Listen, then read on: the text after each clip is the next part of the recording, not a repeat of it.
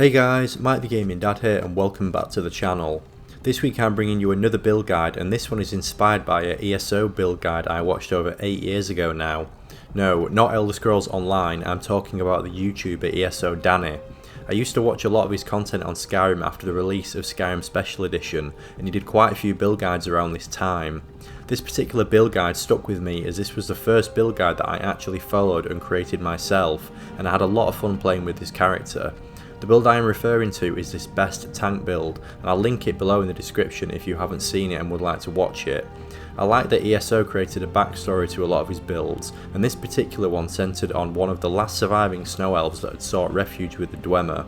Instead, the Dwemer tricked them into slavery and they were experimented on. The result, a combination of flesh and metal, was blessed with an unnaturally long life, but sadly lost all trace of what they were before. They were now merely a tool for the Dwemer to use as they saw fit, a Dwarven Machine. The build obviously centres around the use of Dwarven armour, weapons and artifacts, with spells and powers which suit the character. The reason I produced this guide is the first release of Creations content introduced quite a lot of new Dwemer items, locations and lore, so I wanted to release my take on this build using a lot of the newer content from the Creations mods, as well as the Anniversary Edition.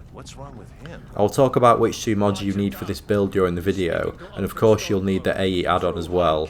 I've tried to keep my guide as close to the original as possible, but I've made a few changes which I'll also talk through. I hope you enjoy. As this video centres around a Dwarven Machine, the starting race is not that important. You could choose any race you wish for this, but I've decided to keep this the same as the original build, and that is the Dark Elf. The Dwemer possess the Ancestor's Wrath ability, which ESO uses as a cornerstone of this build. You can recreate a similar effect with the Flame Cloak spell, which I'll show in this video, if you wanted to choose another race instead. After escaping the clutches of the Empire and Alduin, side with the Stormcloaks for the slightly better loot. In the first room you can take the axe, as this build will utilise one-handed, but as this is a heavy armour build, leave the Stormcloak armour. You can take a few practice swings on Ralof to steal an early level if you wish. When you've dealt with the two Imperial soldiers, make sure you pick up the key before Ralof does. You also want to take and wear this heavy armour set as well. Carry as much Imperial light armour as you can from the Helgen Caves, as we'll sell this in Whiterun later. Now turn your attention to Ralof and start swinging. There's no limit to how far you want to go with this, just go as high as you want to. I'll keep this relatively low key for now though and stop at level 30. As this will allow us to jump 2 levels so we can get an early point into both one-handed and heavy armour. In the next encounters make sure you use your flame spell and level this at regular intervals, as we'll need this skill later on.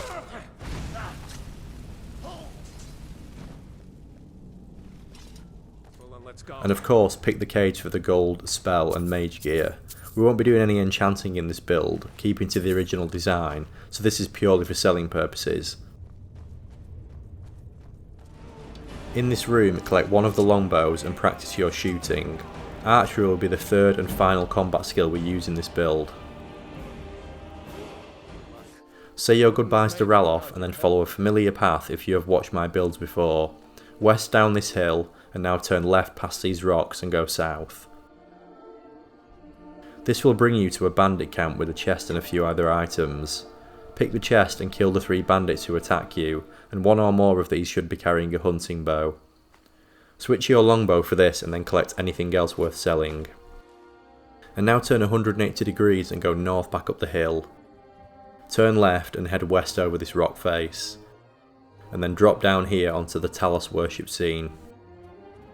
Locate the dead Thalmor agent and pick up his Thalmor robes and random enchanted item for selling later on. If you've picked up any ailments from the bear in Helgen, or a random skeever or wolf attack, pray at the shrine to cure yourself, and then head down the hill northeast to another bandit camp. Now ain't this a surprise? After disposing of 3 more bandits, search them for treasure map 1, and also these black robes under the tent. When you reach the standing stones, take the warrior stone for now, and then head west into the water. From here just follow this path up to Anice's cabin. From here, turn around and travel eastward over the rock face and pick up the flawless emerald inside this skeleton. And now you can head back into the water and run southeast up the hill to Embershard Mine. You're single-handedly clearing out the bandit problem in this area. Head into the mine and pick up the fly amanita mushroom here. There will be lots of these mushrooms in this mine, so make sure you collect as many as you can find. And now kill these 2 bandits. Once they've been taken care of, collect the pickaxe off the floor and mine the ore vein. Make sure you mine as many ore veins as you can in this location. There's another treasure room a bit further on, so grab anything worth selling. If you need to sort out your inventory due to weight, just drop any lower value items and continue on. Towards the end of the dungeon there is another room with lots of gems, gold and a chest, so grab this as well. I'll just quickly show you, so in this location I've managed to get 10 mushrooms and 23 iron ore so far. You can now head northeast towards Riverwood, but check the stumps and fallen trees along the way for the Mora Tapinella mushroom. Pick up as many of these as you can find as well. And before I head into Riverwood, I'm going to cross the river again and go west up to this fallen tree here. Raid the treasure map 1 chest and now go to Riverwood. Not content with everything we have so far, take advantage of Gerda's hospitality and take anything of value she is offering. Ale, necklaces, her wedding ring, it's all fair game to a soulless machine. Visit Lucan at the Riverwood Trader and promise him you'll get his golden claw back. Flirting with Camilla is optional. So this is your plan, Lucan? If you're quick enough outside Whiterun, you can give the companions a hand with the giant problem. Listen to Aelia talk about Codlac. We'll join up with them later. Now it's time to enter Whiterun. It's night time when I arrived, so I'm going to sleep until morning for the resting bonus. Now that it's morning, first locate Brenwyn and give him 1 gold piece to receive the gift of charity, which is useful before we sell all our stuff. Now you also want to find Carlotta and offer to deal with her bard problem. The gift of charity means we can sort this out without any bloodshed. Now use the persuasion option on Mikhail and he'll leave her alone. Or you can kick his ass, both are fine. Either way, Carlotta will reward you with 250 of her finest septims. Now you can start selling your wares, and as you'll likely have a lot, it's best to start off at the places that only take certain goods, like the blacksmith, the drunken huntsman, the alchemist and so on. Don't forget to check inside the shop if you need anything. And then finish off at Bellathor, who will take anything left over. I'm now going to craft an adventurer's backpack. We'll need the extra carry weight, and the extra 20 stamina is nice as well. With your new bag equipped, head on up to the Cloud District to complete Before the Storm and begin Bleak Falls Barrow. After speaking to Farengar, go into his study and read this book here, The Ethereum Wars. We'll do this quest later. One last thing before we head out, pick the Dragon's Tongue outside Arcadia's. This is the 3rd ingredient we'll need, and we can get more of this later on as well. It's now time to go and explore Bleak Falls Barrow. Lots of enemies to shoot, smash and burn to death in here for that valuable combat experience.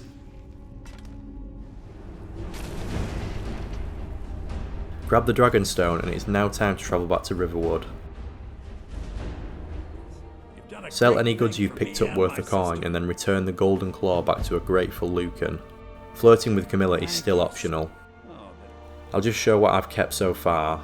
So weapons, it's just my bow, mace and pickaxe. I just have my heavy set and the backpack. Remember we aren't using enchanting here, so no need to keep anything for disenchanting. Potions, I've just kept anything that might be useful to me. Ingredients, we have our 2 mushrooms and the Dragon's Tongue. Books, there's nothing of note. And then in miscellaneous, it's mainly just smithing materials that I've kept so far. Press on with the main questline past Dragon Rising to unlock shouts. And warning, Dragons will now attack you at any time, usually really inconvenient times as well, like that time they ate the wire on blacksmith, or landed on my horse. Try and kill them before that happens. You'll now have access to Lydia, and most importantly her inventory capacity, so bring her along on your travels now. Before we explore outside Whiterun Hold, your first stop with Lydia should be Halted Stream Camp just to the north. Fight your way past the bandits keeping watch, and then once inside mine all of the iron ore in this location. And there is a lot.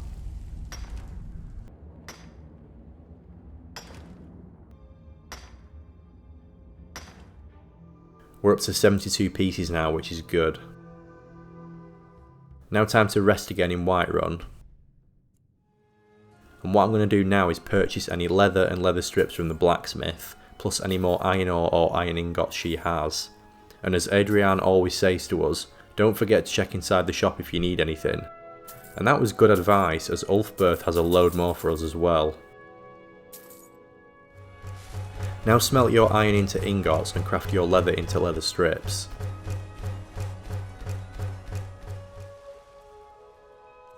So I have 167 pieces now, and this is actually a lot more than I was expected to get. The blacksmith doesn't usually have as much iron as that. I must have got lucky, but it's okay, too much is better than not enough. Now let's turn all of this into iron daggers. And that got me to level 34 smithing. My aim was at least level 30, so this is good, because now we can unlock Dwarven smithing. So these are my skill points I have so far. 1 in destruction, 2 in smithing, 1 in heavy armour, 2 in the base of one-handed, 1 in archery, and 1 in alchemy. We're done in Whiterun for now, so speak to the coachman and take a ride to Markarth. It's really important that you do this next step first, because you need to not be bloodkin to the orc, and I think something later on will make you bloodkin, thus locking this step out without console commands. And that is to head to Dushnik Jarl here on the map. When you're here, speak to the orcs and agree to find the Forge Master's fingers. We won't be returning them to the orcs, but do this quest now so you have them. And this is the item which improves smithing by 12%. Now go back to Markarth, and if you are quick, dispose of Waylon before he has a chance to kill Margaret. This isn't a necessity, but if you manage it, Margaret will give you a necklace. Now talk to Eltris and read his drop note, which will direct you to the Shrine of Talos and start the quest of the Forsworn Conspiracy. Before we go there though, head inside the Silverblood Inn and read the Looter's note on the bar. This will start the quest Mightier Than the Sword. You can now go and find Eltris, who will ask for your help investigating the attacks. This doesn't end too well for you though, as your snooping leads to yourself being thrown in the mines, and what we need to do now is locate a shiv. Grisfar can get us one, but first he wants a bottle of skooma. Sounds easy enough. Thank you, friend. Don't worry, I'll have that shiv ready for you. Duak didn't want to give the skooma up though. A few fists might soften him up. And now you can get yourself a shiv. You now need to get to Madanak, but Borkul isn't going to just let you through. Surprise surprise, he wants a shiv. Well, no Borkul, actually I need this shiv. I guess we're going to have to face off with the baddest cat in this joint. Warning, Borkul is tough, so I'd save your game before this fight. We just about survived, and Borkul will let you in now. Again, I'd save here in case everyone else rushes in to help, but the shiv will help you in taking Madanak down. Even if our sneak attack was pitiful here, our shiv is mightier than his fists.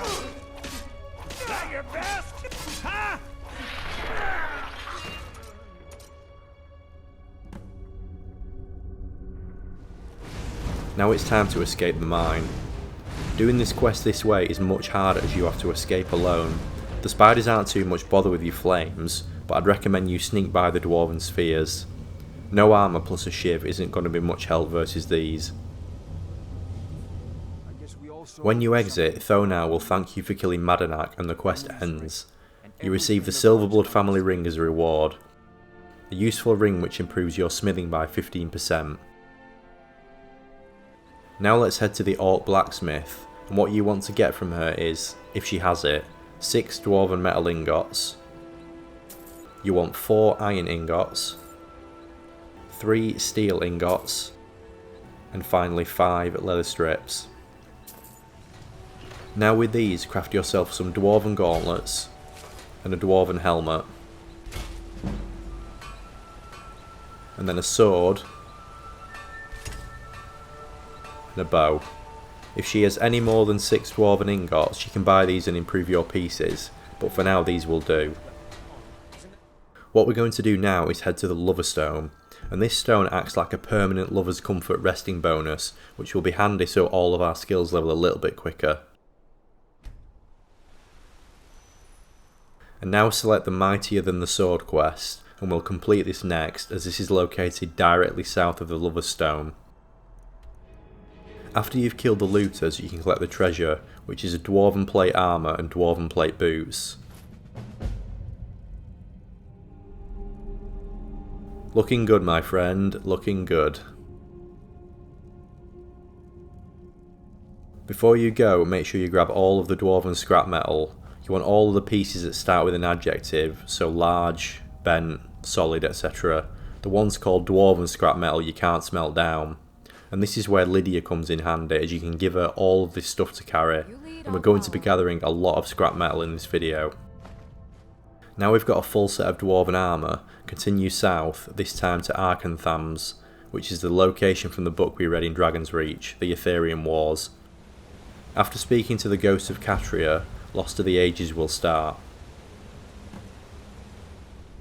Make sure you pick up the unique dwarven bow, Zephyr, on your way up to the summit. This can replace your standard dwarven bow we made earlier. Pick up the first of the Ethereum shard pieces and then grab any dwarven metal and ingots inside this storeroom. We'll run from west to east, collecting the 3 remaining pieces, so here is the next one at Deep Folk Crossing. I'm now in Ralbathar, the location of piece 3, and now at this point Lydia might be a bit weighed down by all the metal you were making her carry. See here how we can't give her anything other than golden lockpicks. Now by all means bring a pet along if you wish them to carry your stuff for you, but I'm going to force Lydia to carry more stuff. Pick up this piece I dropped on the floor. And that is how we'll make her carry more and more stuff. Just drop it and command her to pick it up. We've now cleared Ralbathar and have 3 of the 4 pieces. On your way to piece number 4, which is somewhere over here, you should pass the East March Hot Springs. And this place is ripe with more Dragon's Tongue, so grab more of these.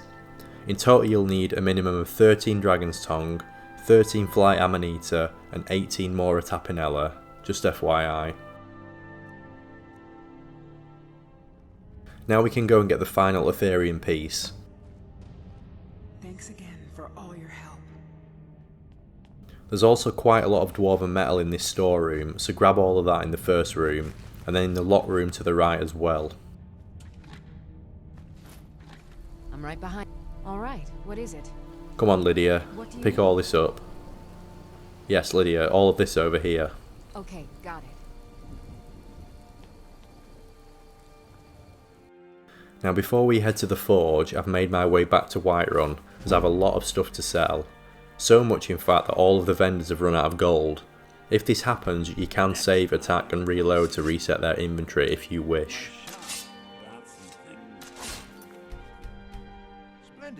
You should now have more than enough gold to buy your first home, so find Preventus and buy Bree's home. Wonderful.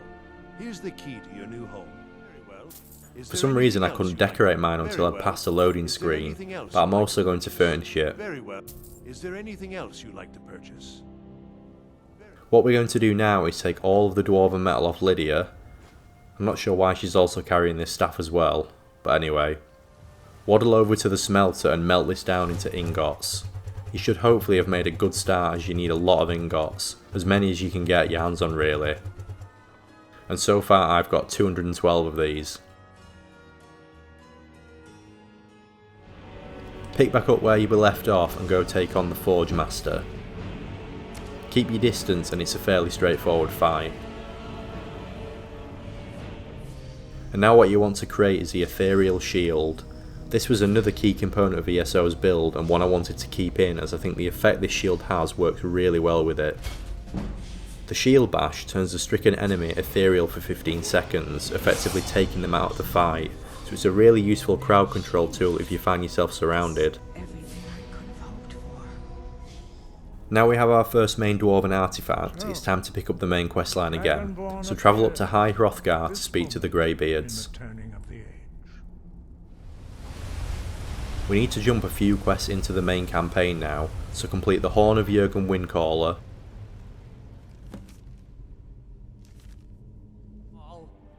through to Diplomatic Immunity and Lenny Kravitz, You could say that causing a scene is somewhat of a specialty of mine. and then Alduin's Wall. No, this is not something out of Prometheus. No aliens or facehuggers here. And then finally up to meeting Parthenax, where he'll share with you the first word of Fire Breath. You could learn Dragonrend from those who After you've debated philosophy for some time, Elder Knowledge will start, and this is where we can leave the main campaign again. I know little of what has passed below in the long years I have lived here. When Parthenax heads off, you want to climb up the mountain right to the top.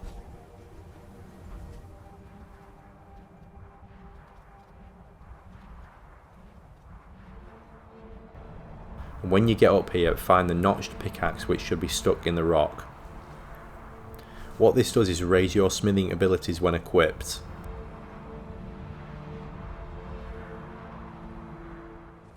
Time to do some more quests now. Locate Resad on the roads near Windhelm or Whiterun, and choose the option I've heard you've been running into trouble along the road. This will start the quest Balance of Power. Complete this quest until you kill Thoron, who is nasty by the way. This NPC has probably killed me more than any other in Skyrim, so save before you face him as he is hard. But what you need to do now is go and read this note here. And this starts a miscellaneous quest to go and visit an area north of Mistwatch. Here you'll find a Vethra who will attack you on sight. Take care of her and pick up the Arcane Blacksmith's Apron, which boosts your smithing ability by 20%. I'm not aware of any unique necklace in Skyrim that boosts smithing, so I headed to Endery in Solitude to pick one up. Any will do, but the stronger enchantment the better. The best I could do at this stage was 17%. But go higher if you can. Now it's time to temporarily leave Skyrim's shores and go to the island of Solstheim. Your first stop here is White Ridge Barrow in the snowy north. Fight your way through here past Dukan and then read the Black Book, the Sallow Regent.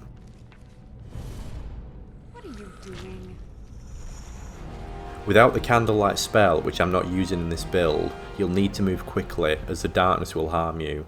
But at the summit, choose the Seeker of Might, which boosts your smithing ability amongst other things. Now make your way down the mountain, first stopping at Falbathars, which isn't too far a walk. At the end of this dungeon there is a unique dwarven piece which ESO used in his video, and I wanted to keep this in as well as it suits the build well I think. This is the Visage of Mizund, a unique dwarven helmet that increases the wearer's stamina by 60 points, but the main point of interest is the unique ability it provides, the Breath of Unchuak, allowing the wearer to blast steam from it, similar to the Dwarven Centurions.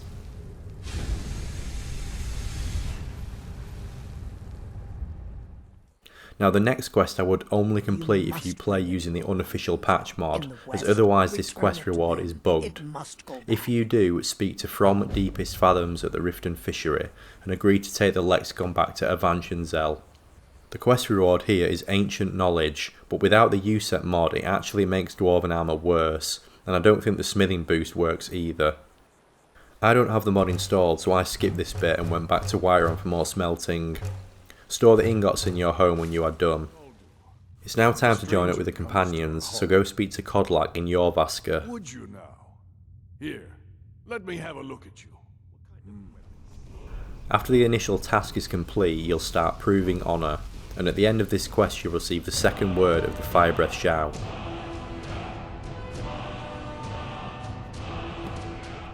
Now head southwest to Sunderstone Gorge. At the end of here you'll receive the third and final word of Fire Breath. At rank 3 this is a powerful shout, and one I think works really well with this build. You can travel back to any coachman now and take a ride up to either Winterhold or Dawnstar, it doesn't matter which one. Where we are heading is here, in between the two hold capitals. This unmarked location is the site of a spell gone wrong. Oh, I've just accidentally set myself on fire, nice. And Lydia's done the same. What we are looking for here is a charred corpse, which would be easier to see in the daylight, I must admit. This is Yzra, who was attempting to perform a spell, which has gone very wrong. She carries a unique necklace, but this is what we are after, the Flame Cloak spell. And yes, I know, you can just buy one, but I quite like that you can just find one for free. It's something else to do. Now it's time to head to Pine Moon Cave, west of Solitude, and this location is the first of 2 creations mods you will need to purchase if you wish to follow this guide fully. This one is the Dwarven Delves mod, and I do have a guide on this mod in full if you wish to check it out. I'll link it below. Once you have bought and installed the mod, you will have a new tunnel to explore through here. This leads to a new Dwarven lift which takes you to the Stone Garden. Walk through the first corridor to start Resurrection Vaccine.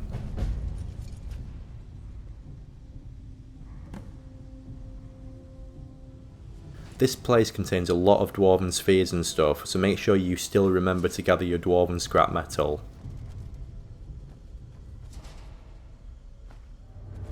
What we are looking for in this Dwemer ruin are pieces of the Mad Alchemist set, and there are 3 in total.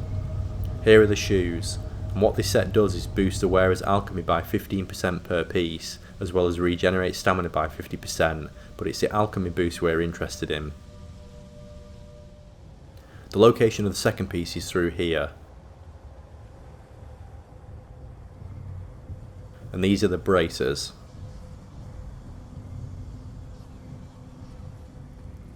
And then down here is the vest.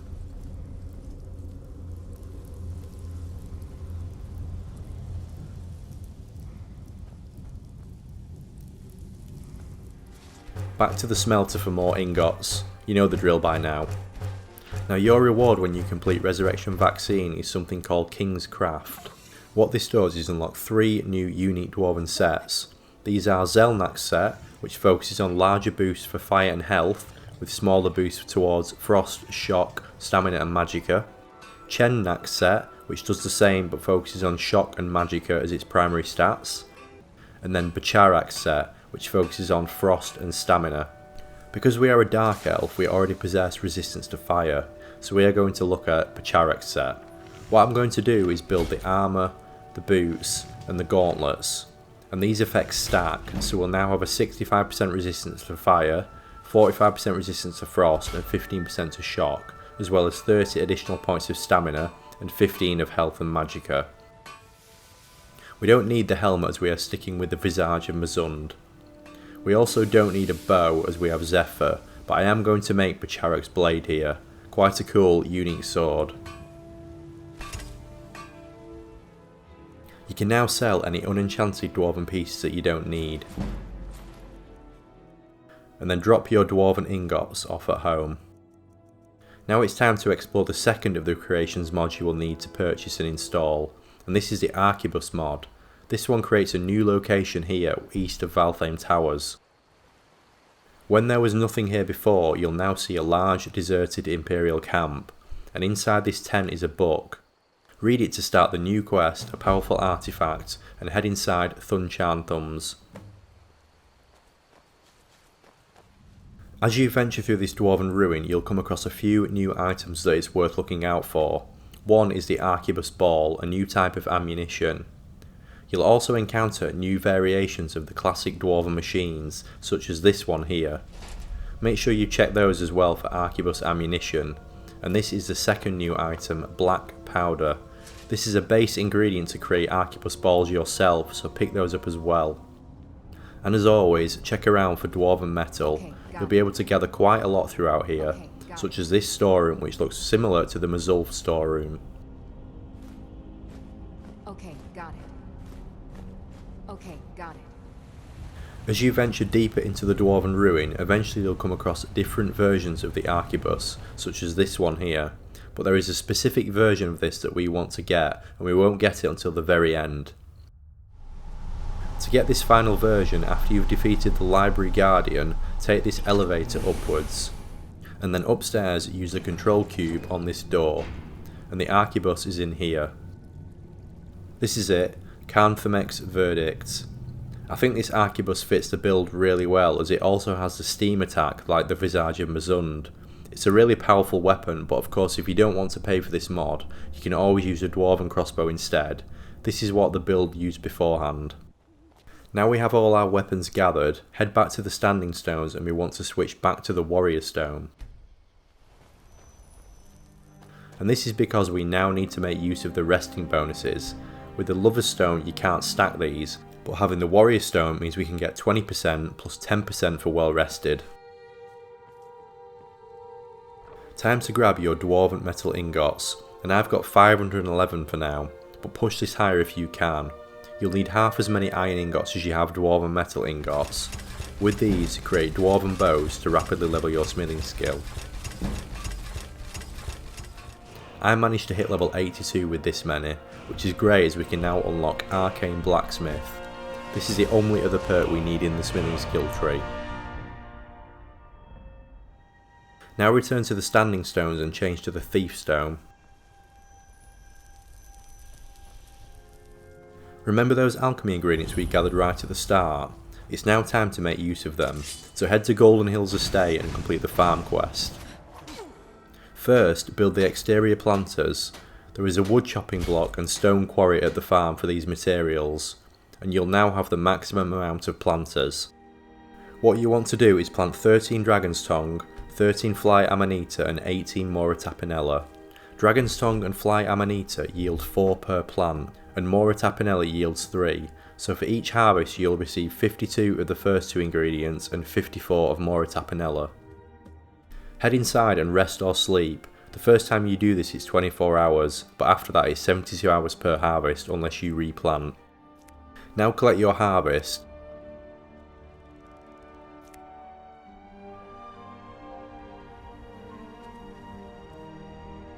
And here you go, 54 Mora mushrooms and an extra 52 of the others. And now just repeat this cycle. I think I did this about 8 times, but this is overkill. I reckon 5 or 6 would be sufficient. And now sleep for the rested bonus. I'll just show you my skill tree quickly. I've not done any alchemy levelling yet, but I have already placed 2 points in the base and 1 in physician.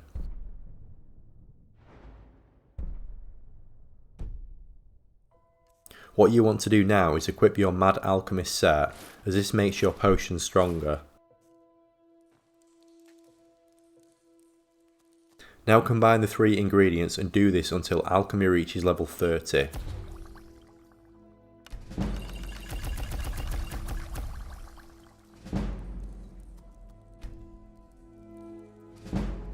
When this is done, add a perk point in Benefactor.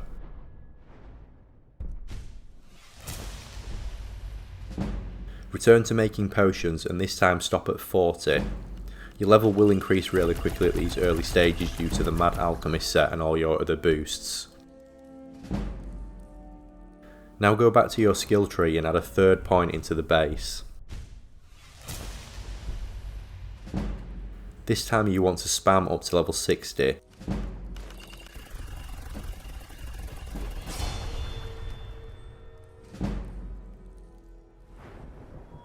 And now add a 4th point into the base of alchemy.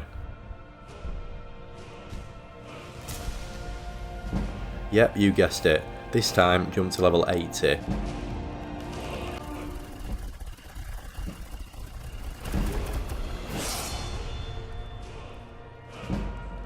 And now add the 5th and final perk point into the base of alchemy.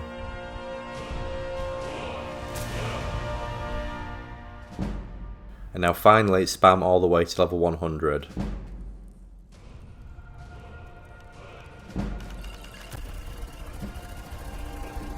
I've got a massive surplus here, but I'm going to make them anyway as we'll sell them shortly to boost speech. Easy peasy, alchemy 100. So yeah, this next step isn't essential, but it's important if you want a ring and want to do it without stealing. Sell your potions one at a time and you'll find your speech will level really fast due to how expensive they are. The gold isn't important, it's just the levels you will want. You want at least speech level 50. I hit 74 before I got bored and then stopped selling, but I had a few hundred more potions. I can teach you. Another skill you want to get to level 50 minimum is destruction. I was close, but not close enough, so I headed to the mage in the Blue Palace and bought some training.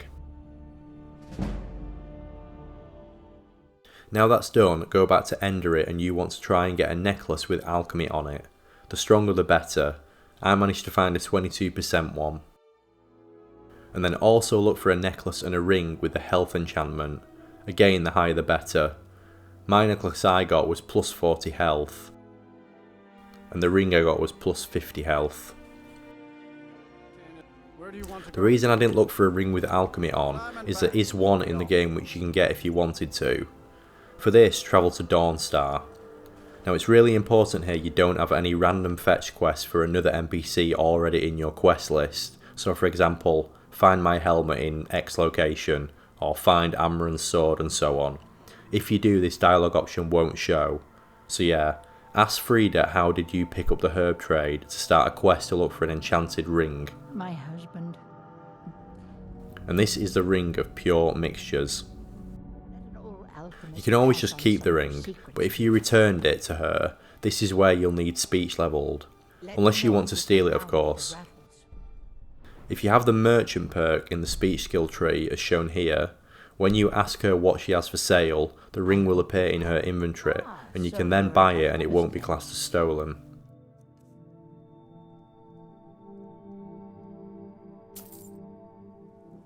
Time to look for Reset again, or any of the other Khajiit caravans, and what you want to buy from him is gold cannon or drug wax, it doesn't matter which one.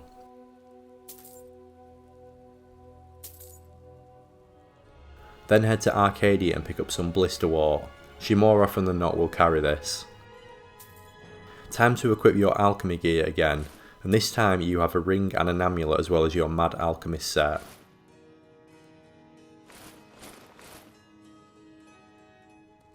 Wear all of these and then combine your ingredients to create a fortified smithing potion. Whilst we are here though, I'll just show you a few potions I use with this build. Most of these use farmable ingredients as well, so you can plant these at Golden Hills if you wish.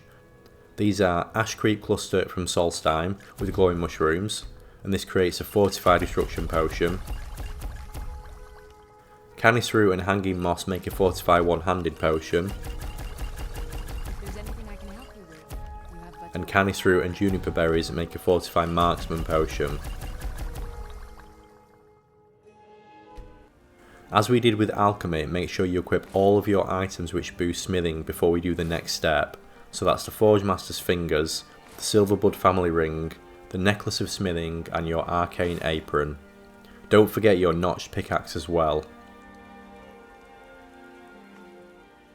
Now take your smithing potion and you'll need 5 Dwarven Metal Ingots to level up the shield, armour, boots, gauntlets and Visage and Mazund. And then a further 2 Dwarven Ingots plus an Ebony Ingot and some firewood to level up the sword, arquebus and Zephyr, if you still want to use Zephyr that is. Now that's done, I'm going to equip all of our new pieces and we should hopefully have reached the armour cap. Yeah, there we go, 747, well above it. So we'll now have a very high resistance to physical damage. Our magic resistance could do with a little more work though, so head on up to the Lord Stone, and this stone will grant you a further 25% magic resistance.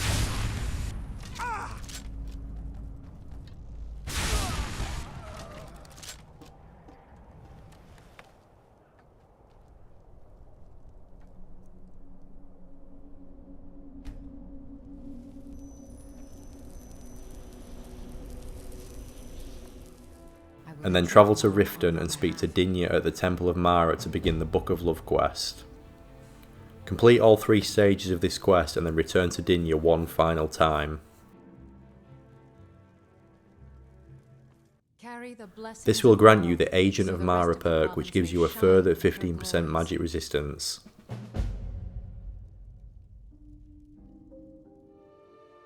So what you'll have now is 85% resistance to fire damage, which is the cap, 85% to frost, and 55% to shock damage.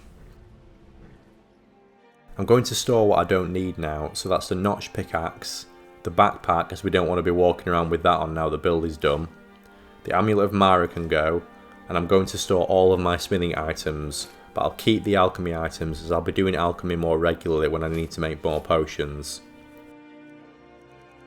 So let's just have a quick recap of what we have gathered so far. We have the Ethereal Shield, Bacharak's armour set, well 3 pieces of it actually, the chest, boots and gauntlets. We have our Mad Alchemist set for crafting, as well as the Alchemy Amulet and the Ring of Pure Mixtures. Our build though uses an Amulet and Ring of Fortify Health, as this build requires a high health pool to take sustained damage on high difficulties. And then we have the Visage of Mazund, which provides us with stamina and most importantly the steam attack. And then weapons, we have our Arquebus ammunition, and of course our unique Arquebus, which also has the steam enchantment. We have Bacharak's blade, and then we have Zephyr for you purists out there. It's still one of my favourite all-time bows, that. And of course, if you don't want to pay for the Arquebus mod, you can replace this with a crossbow. And yeah, our potions, I mainly use these 3. Other potions are useful as well, stamina, health and so on, but for damage it's these 3. Abilities, we have Ancestor's Wrath and the Breath of Anchuak. The only shout I use for this build is Fire Breath. And then finally magic, it's pretty much Flames and Fire Cloak. You can use a more powerful fire spell if you wanted, but that would require more magic, and I just like the simplicity of Flames, especially with the perks which I'll get onto next. I'm just going to quickly unequip everything, and then show you my point split.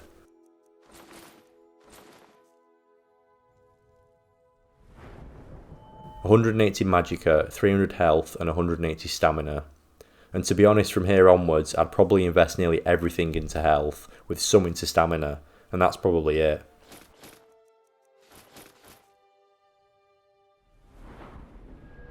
Now for my perk points. So Alchemy, we have the 7 from earlier, that hasn't changed.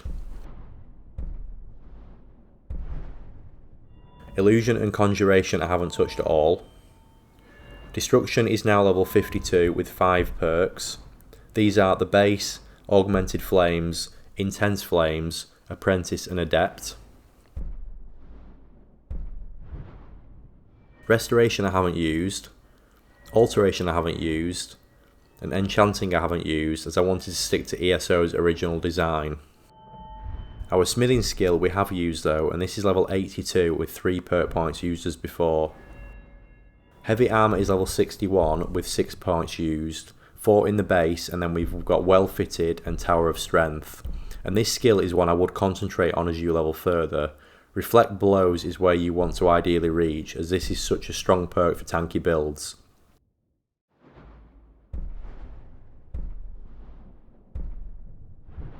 Block is where my build differs slightly from ESO's, as he mentions Shield Charge is a technique you can use in his, whilst I am currently only level 36 with no perks in it. But as you use your Ethereal Shield more and more, you can invest in Block if you wanted to. To be honest, both sides of this skill tree are useful. There aren't many bad perks in Block, if any, but yeah, Shield Charge is the holy grail of perks here, and very amusing to use as well.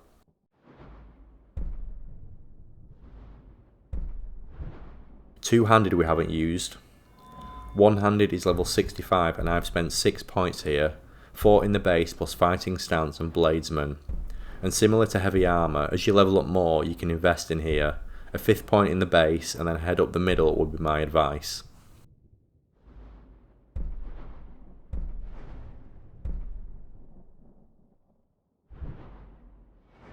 Archery is level 63 and I've also got 6 perk points here. 4 in the base plus Eagle Eye and Power Shot. And there's lots of other perks in this tree worth getting as you progress. You could get Critical Shot, Steady Hand, Quick Shot is a great perk, and then Bullseye if you prefer bows and crossbows. I don't know how much this one will be needed with the Arquebus mod, but we'll see.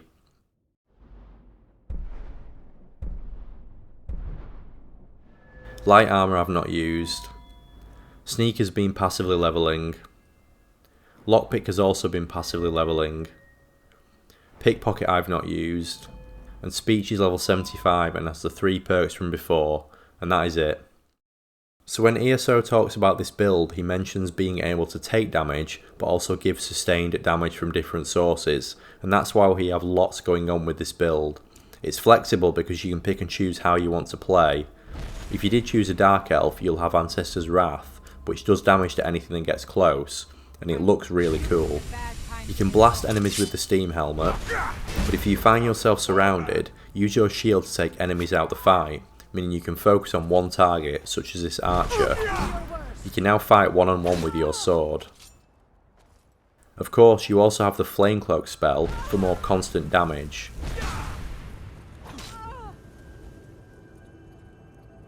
And this unique arquebus is really fun, especially if you use explosive rounds as well. If you want to craft these though, you will need to invest more into the smithing tree. And then when everyone is softened up, finish them off with intense double flames and watch them flee in terror.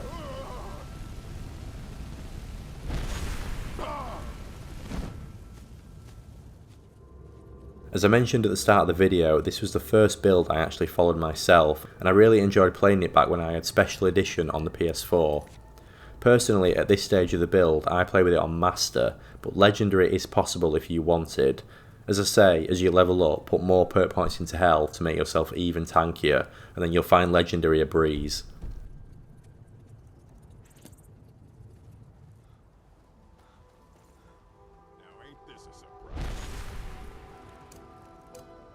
Ain't this a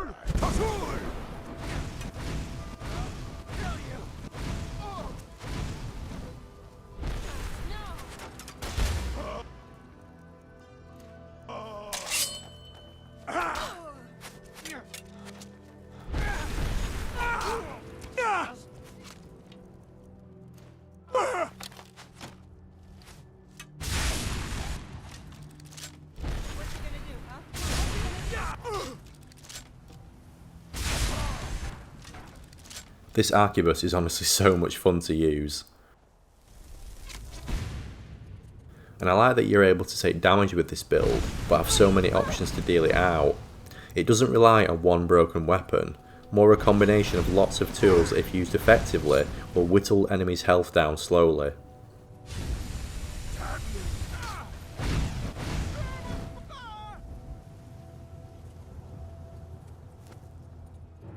Someone asked me in the comments recently, it would be great to show your builds taking on legendary dragons. I couldn't locate one, probably because my level isn't quite there yet, so here is me taking on an Elder Dragon, along with the help of a few Thalmor who found themselves in the wrong place at the wrong time.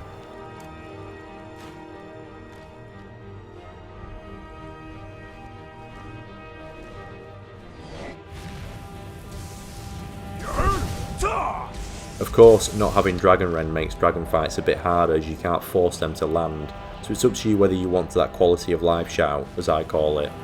I didn't think it fit the build well though, so I left it out. But yeah, once this guy lands, he's going to be toast.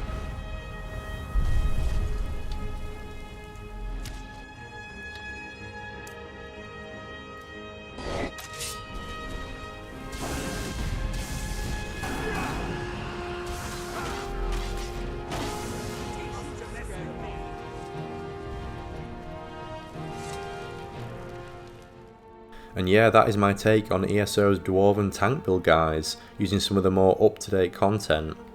I hope you enjoyed watching this, and if you did, check out ESO's video if you haven't seen it. Hopefully ESO sees this as well, that would be pretty cool. Thanks for watching, I'm Mike the Gaming Dad, and I'll see you next time.